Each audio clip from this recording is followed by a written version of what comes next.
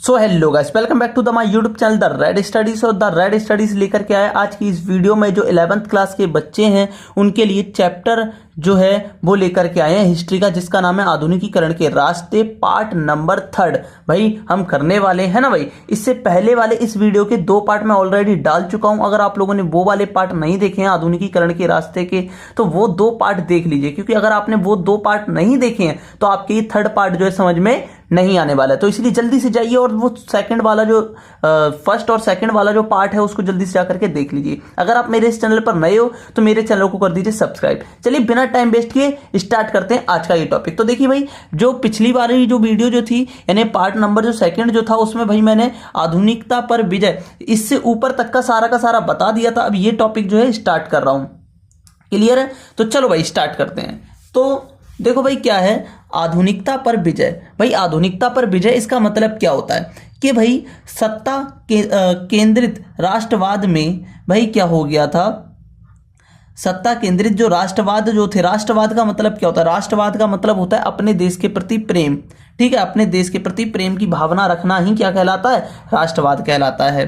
तो इसको 1930 से लेकर के 1990 के 1940, ठीक है, 1930 से 1940 के दौरान बढ़ावा मिला था। भाई जो सत्ता के केंद्रित राष्ट्रवाद है ना, इसको भाई 1930 से 40 के टाइम पर बहुत ज्यादा बढ़ावा दिया गया था। कब दिया गया था? जब जापान ने चीन और एशिया पर अपना जो था अपने उपनिवेश बढ़ाने के लिए लड़ाइयां छेड़ी थी। देखो जापान ने क्या किया था, वो चीन और एशिया पूरे महाद्वीप को अपने गुलाम बनाने के लिए जापान ने जो थी जब लड़ाई स्टार्ट की थी ना, तो इसी टाइम पर भाई क्या हुआ था, राष्ट्रवाद को बहुत ज्यादा बढ़ावा दिया गया था। ठीक है, और भाई क्या हुआ था, यह लड़ाइयां दूसरे विश्व युद्ध में जाकर के मिल गई थी। लेकिन फिर देखते ही देखते ये जो लड़ाई जो थी जापान की दूसरा विश्व युद्ध में पनप गई थी। और आपको पता होगा जापान ने अमेरिका के पर्ल हार्बर पर हमला किया था। और इसी दौरान में भाई क्या हुआ था, असहमति प्रकार करने वालों पर जो था वो क्या हो गया था, जुर्म ढाए गए और उन्हें जेल भेजा गया। देखो भाई जो लोग इस चीज के खिलाफ में थे, यानी भाई ये कह रहे थे कि नहीं भाई जापान गलत कर रहा है, उसको ऐसा नहीं करना चाहिए, उन लोगों को जेल में भेज दिया गया। देशभक्तों की ऐसी संस्थाएं भी बनी जो युद्ध का समर्थन करती थी। कई ऐसे लोगों का संस्थाएं बने, ग्रुप्स बने जो कि किस चीज का समर्थक देते थे? युद्ध का, लड़ाई का, है ना। इनमें कई सारी महिलाओं के संगठन भी थे। और 1943 में एक संगोष्ठी हुई भाई, एक संगोष्ठी हुई, क्या हुई थी कि आधुनिकता पर विजय पाई जाएगी। इसमें जापान के सामने भी दुविधा थी। दुविधा का मतलब होता है मुसीबत थी। क्या थी जापान के सामने? कि उस पर जो चर्चा जो थी वो हुई थी, यानी आधुनिकता या आधुनिक रहते हुए पश्चिम पर कैसे विजय पाई जाए, ये एक सबसे बड़ी समस्या थी। भाई अब इसका मतलब समझिए कि आधुनिक रहते हुए पश्चिम पर विजय किस प्रकार से पाई जाए, इसका मतलब क्या है? तो देखो भाई इसका मतलब ये होता है कि जापान ये कह रहा है कि भाई हम क्या हो कि पश्चिम के जितना विकास भी कर लें लेकिन हमें वो गुलाम भी ना बना पाए, है ना, ये चाह रहा था वो। अब भाई क्या हुआ था, जो दर्शन शास्त्री जिनका नाम था क्या, निशितानी के जी, इन्होंने भाई क्या किया था, आधुनिकता को बिना पश्चिमी धाराओं के मिलन और एकता से परिभाषित किया था। पुनर्जागरण जो था ये प्रोटेस्ट, सुधार और प्राकृतिक विज्ञान इसका विकास भी किया था। उन्होंने भाई ये भी कहा था कि जो नैतिक ऊर्जा ने उसे एक जो है औपनिवेशिक बनने से बचा लिया है और जापान का फर्ज ये बनता है कि एक नई विश्व पद्धति, एक विशाल पूर्वी एशिया के निर्माण का काम वो करे। ठीक, ये जापान का दायित्व बनता है। क्लियर है? अब भाई हार के बाद एक वैश्विक आर्थिक शक्ति के रूप में वापसी हुई थी। किसकी हुई थी वापसी? जापान की। आपको पता होगा कि 1945 में जो जापान जो था उस पर परमाणु बम डाल दिया था। उसके बाद भाई उसने बड़ी तेजी से विकास किया था। तो वो यही पूछ रहा है कि किस तरीके से, भाई क्या क्या चीजें हुई थी उस टाइम पर। ठीक है, तो अब चलिए स्टार्ट करते हैं अगला वाला पेज। वो था जापान की औपनिवेशिक साम्राज्य की जितनी भी कोशिशें जो थी वो संयुक्त बल के हाथ में आकर के खत्म हो गई, यानी अमेरिका के सामने आकर के ये सारे खत्म हो गई थी। यह तर्क कई बार दिया गया था कि युद्ध जो है वो जल्दी खत्म हो जाएगा। जब दूसरा विश्व युद्ध चल रहा था तो ऐसा लग रहा था कि विश्व युद्ध ये जो है ये बहुत जल्दी खत्म हो जाएगा। हिरोशिमा और नागासाकी पर नाभिकीय बम जो थे वो गिराए भी गए, लेकिन अन्य लोगों का मानना है कि इतने बड़े पैमाने पर जो विध्वंस हुआ था, ये दुख दर्द हुआ था, इसका तांडव हुआ था ना, ये पूरी तरीके से अनावश्यक था। अनावश्यक का मतलब होता है जिसकी जरूरत भी नहीं थी, यानी कि बातचीत से मसला हल किया जा सकता था। लेकिन फिर भी अमेरिका ने क्या किया था, परमाणु बम जो थे वो हिरोशिमा और नागासाकी पर डाल करके बहुत गलत किया है। अमेरिकी नेतृत्व वाले जो कब्जे जो थे, यानी जिस पर अमेरिका ने कब्जा जमा रखा था 1945 से 47 के टाइम पर, जापान का जो था विसैन्यीकरण कर दिया गया था और एक नया संविधान भी लागू हुआ था। राजनीतिक पार्टियों को दोबारा से बनाया गया था और जंग के बाद भाई क्या हुआ था, पहले चुनाव 1946 में हुए थे। कहाँ की बात चल रही है, जापान की बात चल रही है। और इसमें पहली बार महिलाओं ने भी भाई क्या किया था, मतदान जो था वो दिया था। देखो क्या हुआ था, अब जापान जो था वो युद्ध के बाद जो था वो हार गया था, लेकिन उसने फिर से विकास करना स्टार्ट किया। उसने भाई क्या हुआ, 1946 में पहली बार चुनाव करवाए, है ना, और फिर भाई उसने क्या किया, चुनाव में महिलाओं को भी भर्ती करवाया। तो ऐसी कई सारी जो चीजें जो थी जापान ने की थी। कब की थी, वही उस टाइम पर 1945 के बाद से, यानी दूसरा विश्व युद्ध जो था वो स्टार्ट हुआ था, उसके बाद की ही बात चल रही है सारी की सारी, है ना। तो ये सारी की सारी चीजें थी इसमें।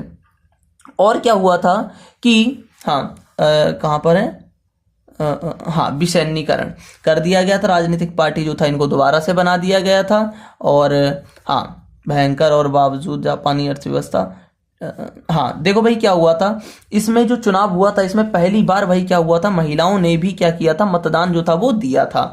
अपनी भयंकर हार के बावजूद जापानी अर्थव्यवस्था का जिस तेजी से पुनर्निर्माण हुआ उसे एक बुद्धोत्तर चमत्कार भी माना गया है या कहा गया है। देखो भाई, जापान जो है उसके ऊपर इतना तगड़ा परमाणु बम गिरा, लेकिन उसके बाद भी उसने पीछे नहीं गया, उल्टा वो और तेजी से विकास किया। सरकार, नौकरशाही और उद्योग और जितने भी उद्योग के बीच एक करीबी रिश्ता जो था उसने कायम कर लिया था। किसने, जापान ने। 1964 भाई इसने क्या किया था, जापान ने जो नौकरशाही होते हैं, नौकरजन, और जितने भी सारे उद्योग होते हैं, फैक्ट्री है, इन दोनों के बीच में उसने भाई क्या कर लिया था, एक अच्छा जो है करीबी रिश्ता जो था वो कायम कर दिया था, जिससे भाई क्या हो गया, उनका काफी ज्यादा विकास हुआ था उद्योगों का। ठीक है, तो ये चीजें जो थी उसने की थी। किसने की थी, जापान ने की थी। और भाई क्या हुआ था, और 1964 में टोक्यो में हुए ओलंपिक खेल जापानी अर्थव्यवस्था की जो थी परिपक्वता के प्रतीक बनकर के सामने आए थे। जापान में ओलंपिक हुए यानी कि खेल हुए थे। इसी तरह तेज गति वाली जो विकास सेना यानी कि बुलेट ट्रेन जो था वो, उसका जाल 1964 में शुरू हो गया। भाई 1964 में इसने सबसे पहले बुलेट ट्रेन का रेल जाल जो था वो बिछाया था जापान ने, और ये दुनिया की सबसे तेज चलने वाली गाड़ियों में से एक है। इस प्रकार जो था, जो रेलगाड़ी जो थी 200 मील प्रति घंटा की रफ्तार से चलती थी, अब 300 प्रति मील घंटा की रफ्तार से चलती है बुलेट ट्रेन। यह भी जापानियों की क्षमता ये जो है जापानियों की क्षमता को दर्शाती है, क्या कि जापानी कितने ज़्यादा टैलेंटेड हैं कि वह नई प्रौद्योगिकी यानी टेक्नोलॉजी के जरिए बेहतर और सस्ते बाजार में उतर सकते हैं। ठीक, यानी उन्होंने कम रुपया लगा करके ज़्यादा से ज़्यादा मुनाफा कमाया था। 1960 के दशक में जो नागरिक समाज आंदोलन का विकास जो था वो किया था। बढ़ते हुए औद्योगिकीकरण की वजह से स्वास्थ्य और पर्यावरण पर जो थे बहुत ही गहरे बुरे प्रभाव पड़े थे, दुष्प्रभाव भी पड़ा था। पूरी तरह से इन चीज़ों को नज़रअंदाज करने का विरोध जो था वो भी किया गया था। तो ऐसी चीज़ें कहाँ चल रही थी, जापान में चल रही थी। क्लियर है। अब आगे वाले पेज पर चलते हैं। अब हम बात करते हैं थोड़ा चाइना के बारे में। किसके बारे में, चाइना के बारे में। अब देखो भाई चाइना जो है इसके बारे में बात कर लेते हैं। पहले अच्छी तरीके से इसके बारे में समझ लेते हैं कि चाइना जो था वो कैसा था। अब देखो भाई चाइना, चीनी बहसों में 3 समूह के नजरिए साफ साफ झलकते हैं। पहला कांग योवेल भाई, और दूसरा जो था सन यात सेन, तीसरा चीन की कम्युनिस्ट पार्टी। भाई जो चाइना है इसमें 3 समूहों के नजरिए साफ झलकते हैं। एक कांग योवेल, ये कौन है, या फिर इनको हम भाई ये कौन थे, ये आरंभिक सुधारों ने पश्चिम की चुनौतियों का सामना करने के लिए पारंपरिक विचारों को नए और अलग तरीके से इस्तेमाल किया था। इसी को ही बोला गया था क्या, कांग योवेन। ठीक, देखो भाई क्या हो गया था, चाइना जो था वो विकास कर रहा था, तो उसने जो नए नए तरीके की विकास जो था वो करना स्टार्ट किया था ना, इसी को बोला गया था कांग योवेल। दूसरा सन यात सेन, ये कौन थे? ये गणतांत्रिक क्रांतिकारी जापान और पश्चिम के विचारों से प्रभावित थे और इन्होंने जो चीन है इसके लिए काफी कुछ अच्छे कर्म किए थे। ठीक है, तो इनके ऊपर सभी की हामी थी। ठीक, और एक और है कम्युनिस्ट पार्टी। भाई ये पार्टी तो बहुत ज्यादा फेमस है, 9th-10th से भी इसके बारे में पढ़ रहे हैं। चीनी कम्युनिस्ट पार्टी, ये युगों युगों की असमानताओं को खत्म करना और विदेशियों को जो था खदेड़ना चाहती थी। कौन सी पार्टी? Communist party. आधुनिक चीन की शुरुआत 16वीं और 17वीं सदी में जो थी वो हुई थी, है ना, और उसका पहला सामना होने के समय से मानी जाती है। भाई ऐसा माना जाता है जब से इसका पहला सामना किससे हुआ था? जापान से हुआ था ना, उसके बाद से लेकर के आज तक जो पार्टी है कौन सी वाली? कम्युनिस्ट, यही है जो सत्ता में रही है। ये बात सच्चाई है, बिल्कुल क्लियर है। तो ये चीज थी। और भाई क्या हुआ था?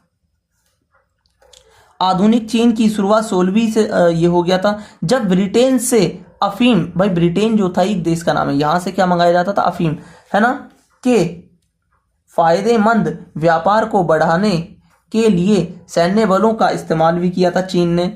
इसी कारण से भाई क्या हुआ था? इसी के चलते पहला अफीम युद्ध भी हुआ था। देखो ब्रिटेन जो था इसने क्या किया था, आपको पता होगा, इसका भारत के ऊपर कब्जा था ब्रिटेन का। तो ब्रिटेन जो था ये भारत के अंदर अफीम होता था। भारत के अंदर क्या होता था? अफीम होता था। अफीम यानी नशीला पदार्थ है, ठीक है, गांजा चरस होता है वैसे ही अफीम। तो ये अफीम जो था ये इसकी खेती भारत के अंदर ही होती थी। लेकिन भाई ये जो था इन्होंने यही अफीम चाइना में बेचना स्टार्ट कर दिया, जिसकी वजह से वहां के लोग नशेड़ी हो गए। अब वहां की सरकार जो थी वो मतलब कि बहुत परेशान हो गई, यार ये तो सारे लोग नशा पत्ती में पड़ते जा रहे हैं। तो इसलिए भाई क्या हो गया था, इसको रोकने के लिए, क्योंकि भाई बैन कर दिया था किसने? उसने, चीन ने, कि भाई हमारे देश में कोई भी अफीम नहीं लाएगा। लेकिन ब्रिटेन फिर भी नहीं मान रहा था। ब्रिटेन अफीम अपना बेचे जा रहा था। इसीलिए पहला अफीम युद्ध हुआ था किसके किसके बीच में? ब्रिटेन के बीच में और चीन के बीच में हुआ था। ठीक, और कब हुआ था? 1839 से 1842 में हुआ था।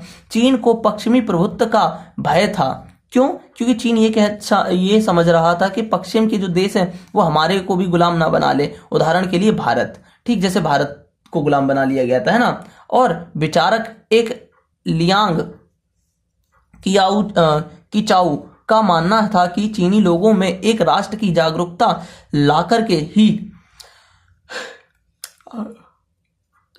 ही क्या कर सकते हैं? पश्चिम का विरोध जो है वो किया जा सकता है। अगर देखो हमें क्या करना है, पश्चिम का विरोध करना है, यानी चाइना को अगर जीतना है और ब्रिटेन को हराना है, तो लोगों के अंदर राष्ट्र के प्रति प्रेम की भावना लाना बहुत ही ज्यादा जरूरी है, ऐसा माना जाता था। 1903 में उन्होंने लिखा कि भारत एक ऐसा देश है, किसने? चाइना के लोगों ने, कि भारत एक ऐसा देश है जो कि और देश नहीं, जो कि किसी और देश नहीं बल्कि एक कंपनी के हाथों बर्बाद हो गया था। उस कंपनी का नाम था ईस्ट इंडिया कंपनी। वह भारत की आलोचना करते थे। कौन? चीन का जो व्यक्ति था, ठीक, जो चीन के लिए अच्छे कर्म करने की सोचता था, लेकिन उसने भारत की बुराई की थी, बेइज्जती की थी। ये कहा था कि चीन जो है वो किसी एक देश से नहीं हारा बल्कि एक देश की छोटी सी कंपनी से हार गया। उस कंपनी का नाम था ईस्ट इंडिया कंपनी। ये बात बोलना चाहता है। क्लियर है? अब अगले पेज पर चलते हैं। क्योंकि ब्रिटेन चीन के साथ जो था युद्ध में भारत के सैनिकों का सामना जो था या इस्तेमाल जो था वो करता था। देखो अब भाई चीन जो है ये भारत से क्यों भारत की बुराई करता था? ये भारत की बुराई क्यों करता है चीन? क्योंकि जब भी ब्रिटेन की लड़ाई किससे होती थी? चीन से होती थी। तो हमेशा से ब्रिटेन जो था वो पता है क्या करता था? अपनी लड़ाई में, यानी ब्रिटेन जो था वो अपनी लड़ाई में इनसे लड़ने के लिए सारे भारतीय लोगों को ही भेजता था। इसलिए कहीं ना कहीं चीन जो था वो भारत से नफरत सी करने लगा था। इन सबसे ज्यादा कईयों ने यह भी महसूस किया था कि परंपरागत सोच को इन सबसे अधिक कईयों ने यह तक महसूस किया था कि परंपरागत सोच को बदलने की भी बहुत ज्यादा जरूरत है। कन्फ्यूशियसवाद चीन में प्रमुख विचारक रही थी और यह विचारक जो थे या फिर विचारधारा कन्फ्यूशियसवाद जो थी ये 551 से 479 ईसा पूर्व और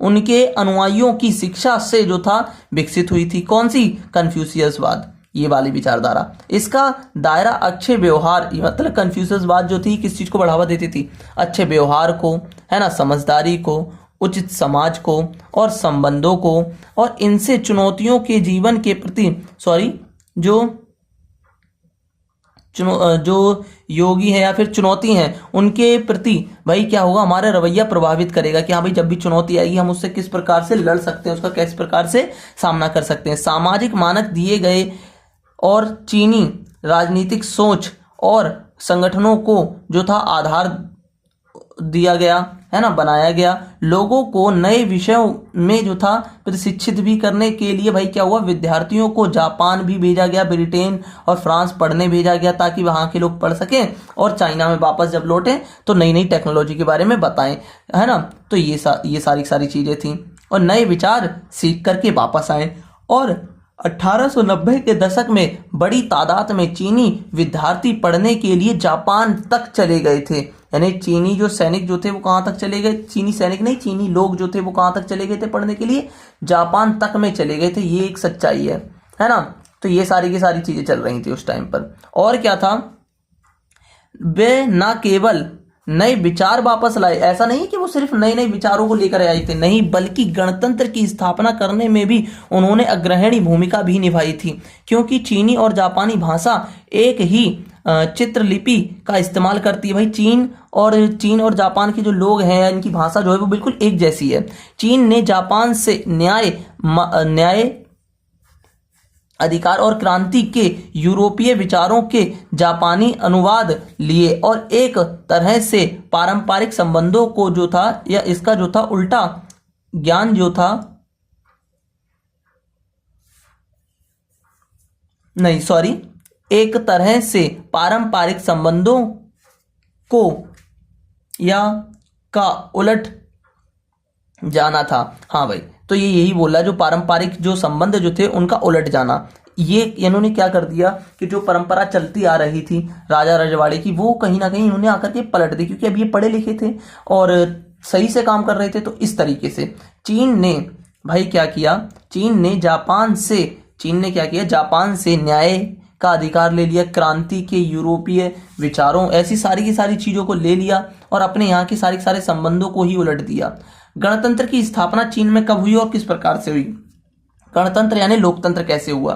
तो 1911 में माचू साम्राज्य समाप्त हो गया चाइना का, और सन यात सेन 1966 से 1925 के नेतृत्व में जो गणतंत्र की स्थापना की गई थी, इन्हें आधुनिक चीन के संस्थापक माना जाता था। किनको? सन यात सेन को। सन यात सेन एक गरीब परिवार के व्यक्ति थे। इन्होंने मिशनरी स्कूल में शिक्षा ली थी। मिशनरी यानी कि बोला जाता है छोटे मोटे स्कूल होते हैं, ठीक है, इनमें इन्होंने जो थी वो क्या की थी, इन्होंने उसमें ही क्या ली थी, शिक्षा ली थी। तो ये चीजें थी।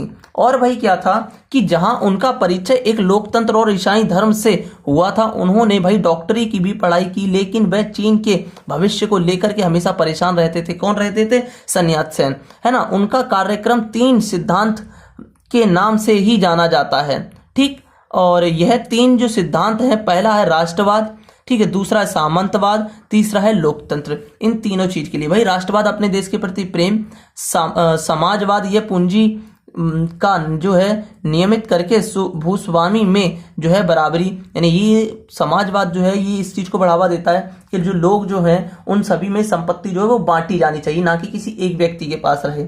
लोकतंत्र ये चाहते थे कि भाई सारे जो लोग हैं लोकतंत्र के तहत समान रहें, तो ऐसी चीजें जो थे ये चाहते थे। इन 3 सिद्धांतों पर ये कायम रहे थे, ठीक है। तो ऐसी कई सारी चीजें जो थी तो इन्होंने बताई थी। और भाई क्या हुआ था, चीन में विदेशियों के खिलाफ प्रदर्शन भी हुए थे।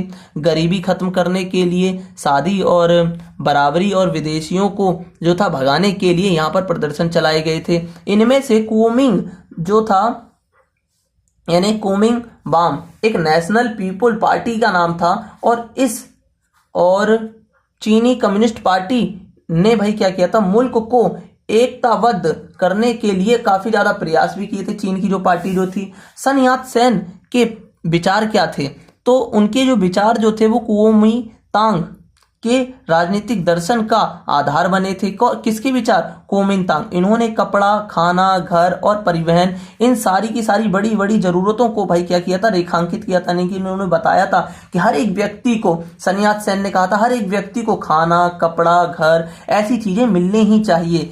सन यात सेन की मृत्यु के बाद जो चियांग काई शेक जो था, इन्होंने कुओमिंगतांग के नेता बनकर के उभरे थे। देखो भाई क्या हुआ, जब सन यात सेन जो थे इनकी मृत्यु हो गई थी, तो मृत्यु के बाद जो चियांग जो थे, चियांग काई शेक, ये जो थे कुओमिंगतांग नाम की जो जगह है वहां के नेता बनकर के उभरे थे। इन्होंने सैन्य अभियान भी जो था वो चलाए थे और वारलाइस को वही क्या किया था, स्थानीय नेता जिन्होंने सत्ता जो थी छीन ली थी, है ना, उन्हें भी अपने नियंत्रण में किया था। साम्यवादी को खत्म कर दिया गया था। और भाई क्या हुआ था, और उन्होंने जो था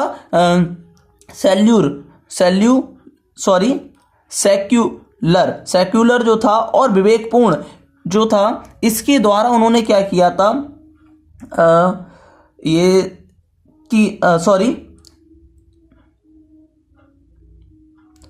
अलौकिक कन्फ्यूशियसवाद की हिमायत की। यानी भाई इन्होंने कहा कि कन्फ्यूशियसवाद जो था इसको लगाया जाएगा, लेकिन साथ ही साथ राष्ट्र का जो था उन्होंने सैन्यकरण भी किया था। अब जो सेना जो होगी वो क्या रहेगा, उसका सैन्यकरण रहेगा। सैन्यकरण का मतलब ये होता है कि अब वो देश के सारे लोगों के हित के बारे में सोचेगी।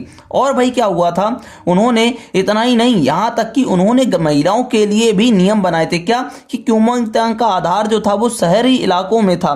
भाई कुओमिंगतांग के जो भी नियम कानून जो थे वो ज्यादातर सामाजिक यानी समाज में जो गंदगी भरी हुई है उसको खत्म करने के लिए ही बनाए गए थे कुओमिंगतांग के द्वारा। क्लियर है, अगले पेज पर आ जाते हैं।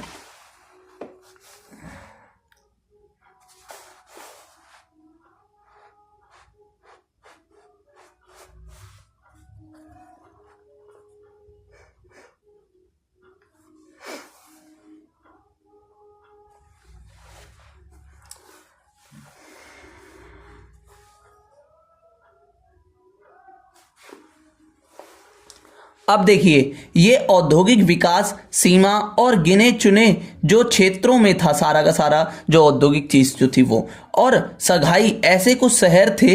इनमें 1919 में औद्योगिक मजदूर वर्ग जो था उभर करके सामने आया था, और इनकी संख्या जो थी लगभग कितनी थी, इनकी संख्या जो थी लगभग जो थी इकाई ढाई सैकड़ा हजार, लगभग इनकी जो थी 5 लाख संख्या थी। सामाजिक और सांस्कृतिक बदलाव भी बहुत तेजी से हुए थे। विश्वविद्यालयों के फैलने में जो था काफी ज्यादा इस टाइम पर मदद भी मिली थी। पिकिंग विश्वविद्यालय की स्थापना कब हुई थी, 1902 में हुई थी। और पत्रकारिता जो थी बहुत ज्यादा फली फूली थी, यानी जो पत्रकारिता का जो काम होता लिखने का, ये काफी ज्यादा फेमस हुआ था। और कुओमिंगतांग अपने संकीर्ण सामाजिक आधार और सीमित राजनीतिक दृष्टि के चलते असफल हो गए, यानी हार गए थे। ठीक, अब अगला वाला टॉपिक स्टार्ट हो जाता है कि ग्रामीण चीन में 2 संकट थे। अब ग्रामीण चीन में 2 संकट जो थे वो कौन कौन से थे, अब इन 2 संकटों के बारे में देखते हैं। कि भाई पहला एक जो था, एक पर्यावरण संबंधी, जिसमें भाई क्या हुआ था, बंजर जमीन और वन, इनका भाई क्या हो गया था, नाश हो गया था और बाढ़ आ गई थी, ये सारी चीजें बताई गई थी। दूसरा सामाजिक आर्थिक, जो कि विकास, जमीन प्रथा और ऋण, आदिम प्रौद्योगिकी और निम्न स्तर संचार के कारण भी जमीन जो थी वो बर्बाद हुई थी, ऐसी चीजें बताई गई थी। और भाई चीन की साम्यवादी पार्टी की स्थापना 1921 में रूसी क्रांति के कुछ समय के बाद जो थी वो हुई थी। और कैमिटर्न और सोवियत संघ ने दुनिया में भाई क्या किया था, साम्यवादी पार्टियों का समर्थन भी किया था। तो ये सारी की सारी चीजें जो थी उस टाइम पर हुई थी बड़े लेवल पर। ठीक है, तो यहां पर हमारा ये वाला जो चैप्टर है ये कंप्लीट हो जाता है। ठीक है, अगर आपको मेरी ये वीडियो अच्छी लगी हो तो मेरे चैनल को कर दीजिए सब्सक्राइब, देन वीडियो को कर दीजिए लाइक। ठीक है, मिलते हैं आप लोगों से ऐसी एक अच्छी सी प्यारी सी वीडियो में। बने रहिए मेरे इस चैनल पर। जय श्री राम।